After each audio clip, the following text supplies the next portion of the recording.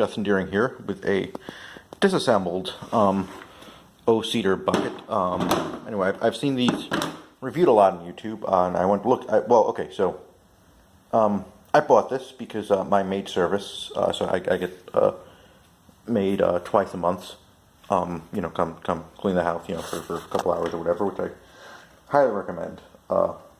Looking into if that, seeing how much that costs in your area, and then determining if that's in your budget or whatever. But I highly recommend everyone consider doing that, regardless of whatever. And yeah, not everyone can afford it. Everyone has different priorities, but I highly recommend looking into how much a maid service costs before you decide that that's not for me.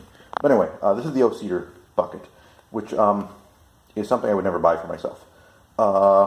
But the maid service wanted it, and whatever, they do a good job, and I believe in giving people the tools. They want to be more productive with their tasks, just like I expect.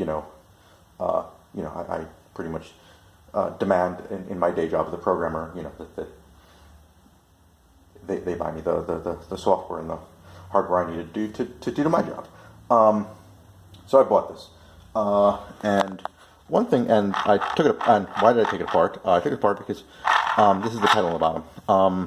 This is the second time this happened. It became stuck, where this would not turn easily. Before the first time it happened, it got to the point where it wouldn't turn at all, and I wasn't aware of it because I never used this. But until one day he said, "Oh, it's broken" or whatever, right?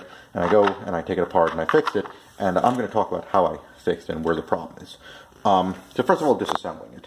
Okay, so first thing you're going to do when you disassemble it, so there are 4 screws over there. 1, 2, 3, 4. You unscrew those, okay? Get a screwdriver. They're sheet metal screws into the plastic. They should not get stuck. If they do, I don't know, leave something in the comments. I'll see if I can help you out, but, just that should be simple. If not, because it's metal and plastic, it probably won't get stuck.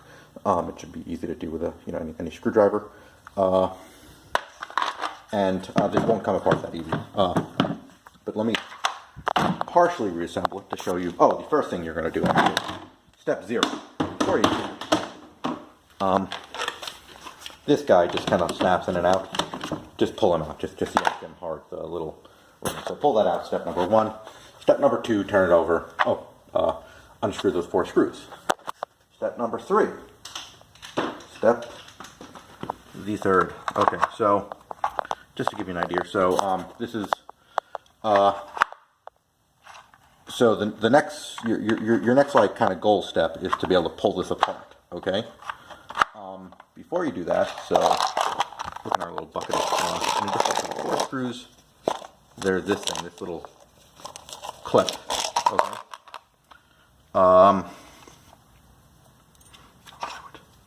So this clip is going to be, so if you see over here, the little indent over here, that clip is going to be over there, and that clip will be basically right here on the bottom of this, basically, so you can't just pull this out. So you're going to have to pull this clip out first, get a small pair of pliers, pull it out, or push it out push it out this way with a screwdriver or whatever. Just kind of muscle it. Don't worry. You probably won't break it. If you do break it, in theory, you could probably buy this at the Home Depot or Lowe's, but you're better off just going to Ace Hardware, True Value, or a local independent hardware store, and showing them and getting the part for those clips over there. But anyway, I used my this was like a $20, maybe $10 Gerber dime. But just because, specifically because there's a little pair of pliers, just to push that out, whatever. Anyway, you get that out, and then at that point, it's probably going to be hard to yank. Then you just pull really hard upward. So you can probably what you might want to do is push down the pedal, hold down. If you have trouble yanking it up, use your strength, use your leverage, use your intellect, and do that. And you'll notice 2 areas that might be rusty. Down here might be rusty, but this is okay because this area doesn't move. This is you know, I mean, if it's gummy, clean it off, whatever, go ahead. But the area you care about is right up top here. Okay, and this was dirty, so I cleaned it off. The reason that rub. So this what do you call it? This metal piece of round stock. The technical term, shaft. Yeah, shaft. So basically, this shaft here rotates around in here in this plastic collar, and it should rotate around freely.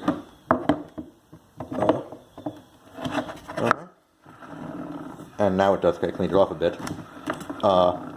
You want it to rotate around freely. It won't, because this will be filled with gunk. So how do we fix that? How do we clean that gunk? What's my quick little trick to clean that gunk off? Okay. Watch this. We're going to take a drill. So you need a drill that has a real chuck, not one that just takes the 1/4-inch bits. You need one you can turn like this. It can take any kind of round thing. Drill bit, not the hex shank ones, which are probably a screw gun or an impact driver. I need to tighten this down. Okay. And what you do, and this is how you just get it really clean really fast. Okay, you can do this by hand, but I would say get a 3M pad. You don't want to use sandpaper. You don't want to use something too abrasive, because you don't want to scratch this up. Because so here, this is some basically steel coated with probably like a nickel coating, a nickel or Fox chrome or something, and the nickel doesn't rust. And if you scratch up too much, well, basically what happens is eventually, you put these. What do we put in these buckets? We put cleaning chemicals, right? We put hazardous chemicals in the bucket, right? Oh, look at that! I found I'm filming this on my stairs in my garage. But yeah, they will eat through. Chemicals will eat through. They're acidic, and they'll eat through the nickel or whatever, and this will eventually rust. But we don't want to speed it up or whatever. You could, in theory, re-electroplate this. I don't have the tools to do that, but I'm going to show you what I did. Just go here.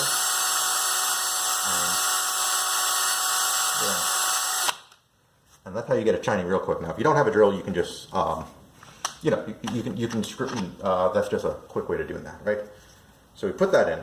Now here's the important part of this. Okay. The next thing we can do is we can lubricate. We want to lubricate that, and we want to be careful with what we lubricate it with. We don't want to use. We could probably use household oil would work, but it would be temporary.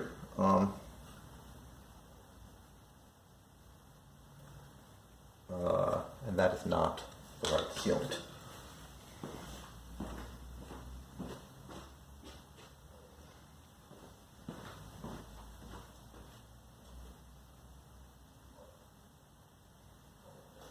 Okay, we want to use a lubricant called a silicone-based lubricant called plumber's lube, and we don't want to use an oil-based lubricant. We don't want to use WD-40, and the reason we want to use that is because this is going to go in a plastic column, and most machine oils will damage plastic. So you want to just go to the hardware store, go to the plumbing section, go to plumbing supply store, ask for a plumbing lubricant, which I have here, and I'm not going to pause and restop this film, and you put that around that, and that will help this last a little longer. And then after you have that, reassembly is pretty simple. You have the one hard part, but I'll reassemble this right now. And I'll have to take it apart again. And I'll show you, just because we cleaned it off without any lube, how that speeds things up. So you go put that in there, and then you have to take this.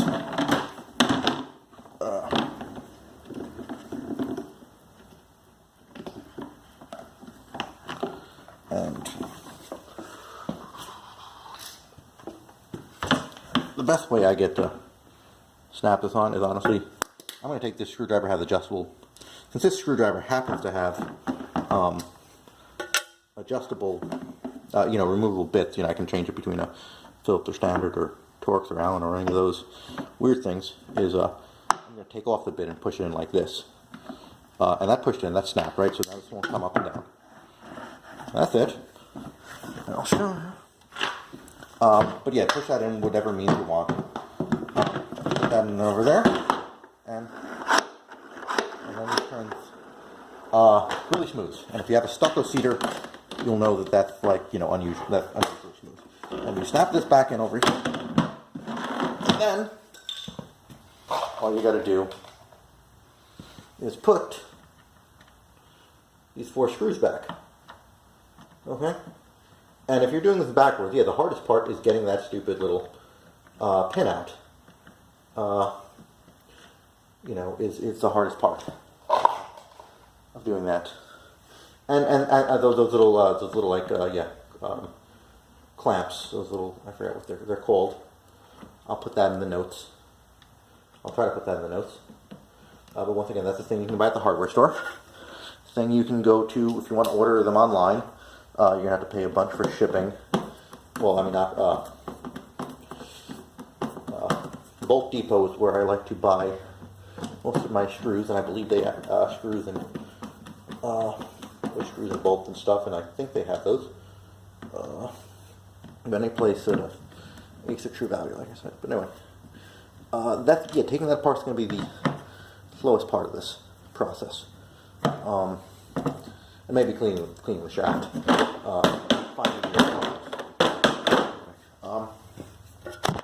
There. Anyway, this now basically spins like new.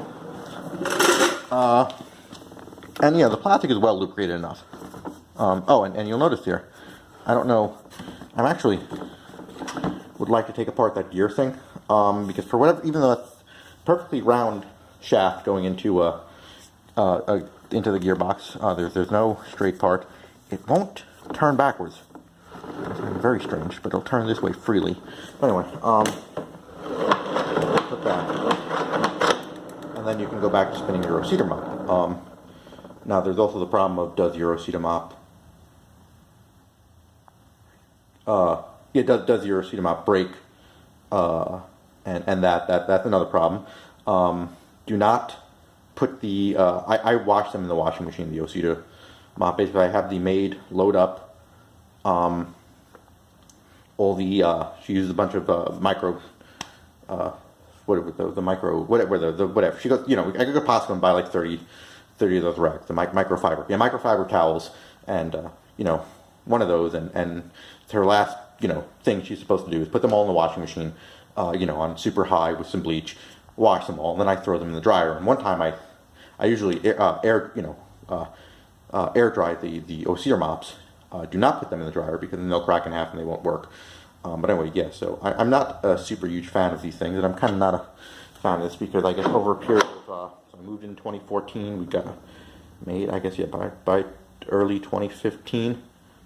So yeah, over a period of 3 years, I've had to take this apart twice now. So I'm honestly not a super huge fan of this. I can bring out the bucket myself. I'd really just rather spend the good money on a small galvanized metal pail with, the maple old-fashioned rollers and a small, mop there. But I guess those are, heavy, and I don't care. I don't care if that would cost more, and I don't care that that would cost, maybe a lot of money to do that, because it would last forever, and I wouldn't have to do any maintenance on it.